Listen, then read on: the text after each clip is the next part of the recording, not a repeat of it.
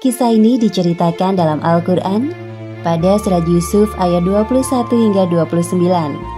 Ketika lama tinggal di rumah Al-Aziz, Yusuf tumbuh menjadi pribadi yang cerdas.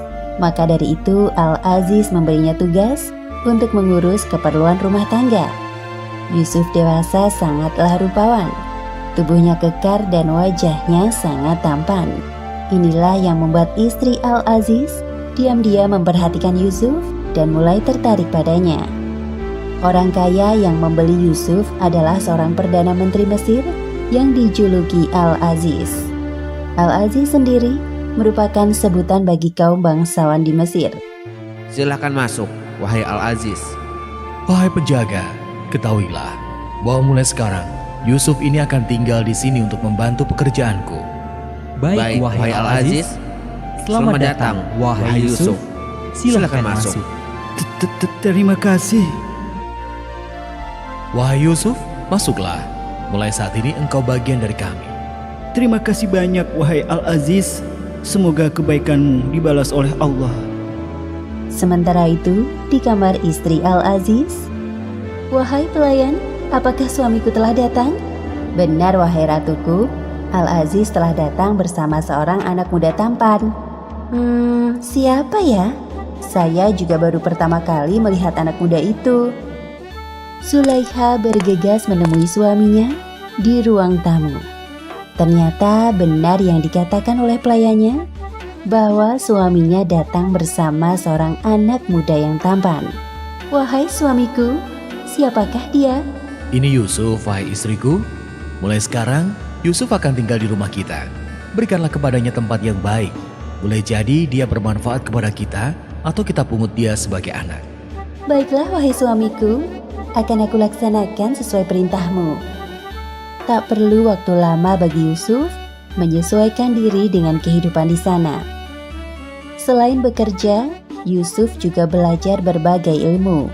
Allah Subhanahu wa Ta'ala memberikan kelebihan pada Yusuf dalam hal mentakwilkan mimpi, seperti yang disebutkan dalam Al-Quran, surat Yusuf ayat 21. "Dan demikianlah kami, Allah, memberikan kedudukan yang baik kepada Yusuf di muka bumi, Mesir, dan agar kami ajarkan kepadanya takbir mimpi." Tatkala Yusuf beranjak dewasa, ia tumbuh menjadi pemuda yang cerdas dan kuat. Oleh karena itu, Yusuf diberi amanah oleh Al-Aziz sebagai penanggung jawab urusan rumah tangga, sebagaimana yang disebutkan dalam Al-Quran, surat Yusuf ayat 22. "Dan tatkala dia cukup dewasa, kami berikan kepadanya hikmah dan ilmu. Demikianlah kami memberi balasan kepada orang-orang yang berbuat baik." Kepribadiannya yang menyenangkan membuatnya disenangi semua orang. Terlebih lagi pujian kerap mendatanginya dikarenakan wajahnya yang rupawan. Namun sayangnya kelebihan itu malah menjadikan istri Al-Aziz menaruh perhatian lebih kepada Yusuf. Istri Al-Aziz tergoda dengan ketampanan Yusuf. "Wahai Yusuf, Zulaikha memanggilmu ke ruangannya. Sepertinya ada tugas untukmu." Baik, aku akan segera menemuinya. Sementara itu di kamar Zulaikha, "Aku sangat cantik mengenakan baju ini. Pasti Yusuf akan tergoda melihat penampilanku." "Masuklah wahai Yusuf, pintunya tidak terkunci." Ada yang bisa aku bantu wahai Zulaikha? Pada saat itu, Yusuf sama sekali tidak berpikiran buruk kepada istri tuanya itu. "Wahai Yusuf, kemarilah. Aku ingin minta pendapatmu tentang baju yang sedang aku kenakan ini. Apakah aku cocok memakainya atau tidak?" Astaghfirullahaladzim. Maaf sebelumnya. Apa yang sebenarnya engkau butuhkan sampai harus memanggilku ke sini? "Wahai Yusuf, apakah engkau tidak mendengar ucapanku barusan?" Aku berlindung kepada Allah. Sungguh Tuanku telah memperlakukan aku dengan baik.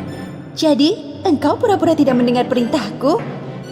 Zulaikha terus menggoda Yusuf, namun keimanan Yusuf kepada Allah Subhanahu wa Ta'ala sangat kuat. Seperti yang disebutkan dalam Al-Quran, surat Yusuf ayat 24. Demikianlah agar kami memalingkan darinya kemungkaran dan kekejian. Sesungguhnya Yusuf itu termasuk hamba-hamba kami yang terpilih. Ada apa ini? Tolong jelaskan padaku. Apa yang sebenarnya terjadi, wahai istriku? Para pelayan yang mendengar suara ribut-ribut mulai berdatangan karena ingin tahu apa yang sebenarnya terjadi.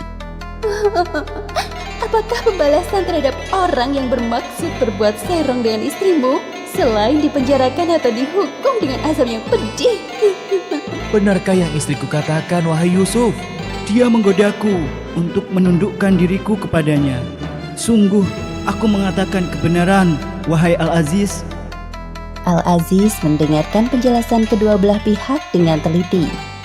Beliau ragu untuk memilih lebih mempercayai istrinya atau Yusuf. Aku belum bisa memutuskan siapa yang berkata benar dan siapa yang berkata dusta.